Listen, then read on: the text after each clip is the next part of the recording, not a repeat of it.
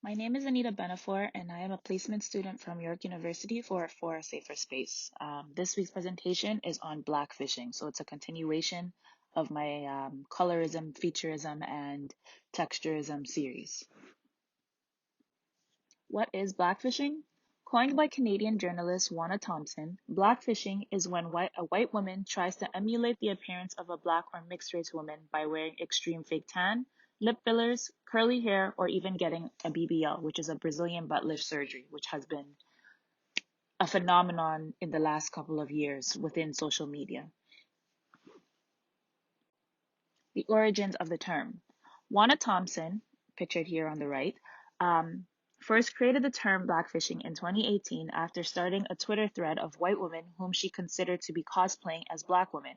That original tweet received more than 46,000 likes and around 6.3K quoted tweets, with people sharing further examples of white women they deem to have appropriated from black women. So if you actually go onto Twitter and you type in her name, Juana Thompson, you can actually find that thread, or you can type it in Google. There's a lot of Twitter users just kind of interacting with the thread, talking about their experience of seeing white women like this. And the interesting part about this is a lot of these girls that have been called out for blackfishing get very defensive or flat out deny it and still continue to do this. This thread went viral in 2018, and there's one particular woman, I'm going to post her picture, who is still very successful on social media and continues to do the blackfishing. She was called out, she denied it. I have some tweets coming up, and yeah, it's just very interesting. Thompson was quoted to saying in an article with Paper Magazine that Black women are constantly bombarded with the promotion of European beauty standards in the media. So when our likeness is then embraced on women who have the privilege to fit traditional standards, yet freely co-opt Blackness to their liking, it reaffirms the belief that people desire Blackness, just not on Black women. And I couldn't agree more with this statement. There's been countless amount of white women who wear certain hairstyles or do things that are naturally on Black women, but yet when it's done on them, or when they wear these things, they are celebrated and put on a pedestal. Whereas when Black women do these things or have these things naturally, we are sexualized, we are demonized, we are dehumanized, we are called ghetto. So it's very interesting the way that blackfishing has been working for these white women. So this is Emma Hallberg. She is the one that went viral in Thompson's or she's the one that sparked Thompson's thread about blackfishing. She is from New Zealand, from what I believe, and this is just how she used to look and how she currently looks. A Twitter user wrote, "White girls, if you want to pass as black, how about using your platforms to address injustices and discrimination actual black people face? Don't just appreciate the people you are in imitating." Emma Hallberg. And then another Twitter user actually DM'd her, and this is the conversation that they had. Hey, sorry. Hey, Emma, is it true you're white? Just posing as a colored person? Because someone posted your photos before and I have so many questions. She responds, yes, I am white and I've never claimed to be anything else. And by the way, there are no before pictures. The pictures that have been spread are just two different pictures taken on two different seasons of the year, on before the summer and one after summer. And of course, there's a difference in my skin tone because I get very tan naturally when I've been in the sun. I am not posing as a colored person as you claim. I've never tried to be or look black. I was born with naturally curly hair and my skin gets very easily tanned in the sun. There is a picture, several, of last year and the year before that, where you can see that my tan looks exactly the same after each summer. So I am not saying she's lying. I'm not saying she is denying. But typically, when these types of women are called out for their obvious blackfishing, obvious, appropriation of certain things from black women, they say that they're just tanned, or, that they have certain features naturally. Not all black women have not black lips, sorry. Not all black women have full lips. This is true. But it's very interesting how you go from looking like that in the picture on the left to the picture on the right. The tan is so extreme that she actually looks black or a mixed race. Here are some more examples of white women blackfishing. So you have a picture on the right of an Instagram user in her normal skin tone. This is the appropriate amount of tanning according to whoever created this post. And then this is her blackfishing. You can zoom in and see she looks a lot darker than the initial picture. The second picture also is another extreme example of blackfishing. She looks about 5 to 6 shades darker than her skin tone. She has lip fillers, hair is dyed black. It looks like two completely different people. So here are some celebrities that have been accused of blackfishing. A Twitter user here used some of Ariana Grande's pictures and tweeted, Ariana Grande's fake darkened skin is literally brown face. One doesn't have to explicitly claim to be Latina, Black, Asian, etc. to be a full-on culture vulture. In fact, that's the point. They get the culture without the oppression. They can be white while using women of color phenotypes as an aesthetic. Artists like Miley Cyrus and Ariana Grande have been also accused of appropriating black music, while contrasts have been drawn with the likes of Amy Winehouse and Adele, who more openly and easily acknowledged its influence on their work from earlier on in their career. So I guess the reason why Amy Winehouse and Adele don't get the same flack is because they are straight up about where their influences come from, whereas artists like Ariana Grande and Miley Cyrus, when asked about it, they kind of deny it or make it seem like it's something that they've created or they don't have any influence from black artists. So why is blackfishing so problematic? It denotes a form of cultural appropriation, especially where there is a chance of making financial gain. The way you speak and the music you make can all add up to the impression that a white woman is trying to play at being black. More reasons why this is problematic. According to Dr. Aria Halliday, an assistant professor at Africana Feminisms at the University of Hampshire, blackfishing is an extension of blackface.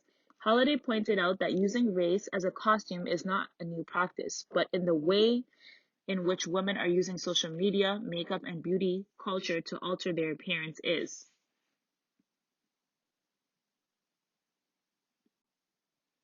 More reasons why this is problematic. The ability to costume oneself with makeup is something that people are really fascinated by. Being able to costume oneself via makeup as a completely different culture or ethnicity just helps people perform blackface even more. Halliday quoted this in 2018. This is the very popular Addison Rae. She's TikToker. She's a very famous TikToker. And here you have a picture of her in her normal skin tone and then her blackfishing. She looks like she is mixed or a light-skinned black woman. And the Twitter user wrote, nobody is talking about Addison's race switching up ethnicities on us. So this is just a common thing that has been going on social media. And it's sad because these women do this because not only does it garner them more popularity, it garners them more money and they know that they could get away with this. Cultural appropriation or flattery. On top of being culturally insensitive, profiting off of an aesthetic of blackness is also wrong. This is something that members of the Kardashian/Jenner family have been called out for doing many times through their makeup lines and fashion collections. A lot of these Instagram models are getting followers. They are getting paid to do certain makeup things, and they are definitely using their privilege to create a capitalist endeavor. They don't even have to deal with the everyday existence of what it means to be black, what it means to be a black woman, for example, but they are then parading themselves on social media as such. So here we have Kim Kardashian on the left and then a black woman with Fulani braids. When Kim Kardashian did these braids, a lot of people were in the comments basically calling out cultural appropriation. And she responded, and instead of her giving credit to where she, got the inspiration from, she instead quoted that her inspo is not from black women and that it was from Bo Derek. Bo Derek is an actress from the 70s who had braids similar to this picture. But again, Kim, you know exactly what you're doing. You know that these braids are synonymous with black women, but instead of giving black women the credit, you will credit another white woman. And this is the problem a lot of black women have with these types of women. And because they're at the forefront of pop culture, they take these sort of made up ideals and people follow them and believe them as it to be true, and then they make them the trendsetter when they are not the trendsetters. Why is blackfishing harmful? What makes this both harmful and insulting is that black women must work twice as hard to obtain the same, if not fewer, benefits as white women in these spaces. So when the white influencers are rewarded with partnerships and brand sponsorships under the pernicious guise that they are racially ambiguous women, it's beyond infuriating. And this was Juana Thompson in 2018. Here on the left, I have a picture of a model from Australia, and she's just talking about her experience breaking through in the beauty and modeling industry. She said, at age 14, being a black size 10 girl, I found extremely challenging to find my stride and completely break into the industry due to beauty standards that Australia had held so steadfast, typically a size 6 to 8 blonde, and not seeing women that look like me frequently book magazine covers, campaigns, or runways. And her name is Ayana Alexander. Beautiful woman, by the way. But yeah, this is a common thing black influencers and models experience. They work very hard, they don't get the recognition, they don't go viral, and typically bigger white influencers see their stuff, get inspiration from them, copy them flat out, and then they are put on a pedestal. They receive the rewards, they receive the partnerships and the brand deals, and they get paid way more than the black influencers do. More reasons why blackfishing is harmful is because it pushes unwelcome stereotypes of black women and also invites colorist preferences. Blackfishing sidelines genuine black and mixed race talent in preference to white women who already dominate the field so much. It also reinforces unrealistic beauty standards. 7. In editor in chief of online magazine An Injustice. On the bottom, we have Emma Hallberg again, her before pictures, or her pictures when she isn't blackfishing, essentially. This is her regular skin tone, and I guess her hair straightened because she did say her hair is naturally curly. And this is another influencer as well. You can see the difference. I don't even have to explain it. Like, she looks like a completely different ethnicity. So I found an article online published by Bloomberg Equality and Business Week, and they spoke about the racial biases towards black influencers. White people who are popular in social media tend to make more money than their black counterparts. In the article, marketers are underpaying black influencers while pushing Black Lives Matter. They highlighted the disparities black content creators face when working with brands and social media corporations like Facebook and Instagram. The same is true when black influencers have more followers or are doing creative work that is later appropriated by white people. The report found, citing interviews with dozens of influencers. Sometimes they're not paid, but instead given products for free from the brand. Can you imagine? You worked hard for something. You edited a video after creating the content, and they offer you free products instead of paying you, while your white counterparts see this video, copy your literally aesthetic and idea, and they're getting paid thousands. This happens every single day, and a lot of black influencers are tired of it, and now they're speaking out on their experiences. In one example, Bloomberg reported 22-year-old Sydney McRae, who is black, has more than 1 million followers on TikTok, most of whom took interest to her account after she made a viral dance video that choreographed the dance to Megan Thee Stallion song Captain Hook. It led to a $700 deal with Universal Music Group to promote rapper Little Tecca's Out of Love song. A white influencer to the left, her name is Addison Rae, was paid thousands by the rapper just to emulate the dance that Sydney created. Addison has more followers than McRae, totaling 78 million, but because she's a white influencer, she typically would make $5,000 for the dance, whereas McRae was offered $700. Sorry, $500. And she was the creator of the dance. But things like this happen constantly. So here are some different perspectives on blackfishing from other black people on the globe or on the internet. Leonie Mills, a 26-year-old academic based between London and Accra, Ghana, agrees that while cultural appropriation of Black culture, especially Black American culture, has been around for years, the trend of blackfishing, especially from those in the public eye, is more insidious than what has come before, as these women are taking a wider range of trending looks. It's an amalgamation of different ethnicities and cultures, Mills reflects. Black popular culture comes through in the music, but the aesthetic is racially ambiguous. These women don't want to look black. They want to look exotic and on trend. A Mediterranean skin color with Middle Eastern/Asian eyes, glass skin, and a European nose with fuller lips typically found on black people. So, as she described, it's a mixture. It's not just looking like a phenotypically black woman like this. So this is the woman.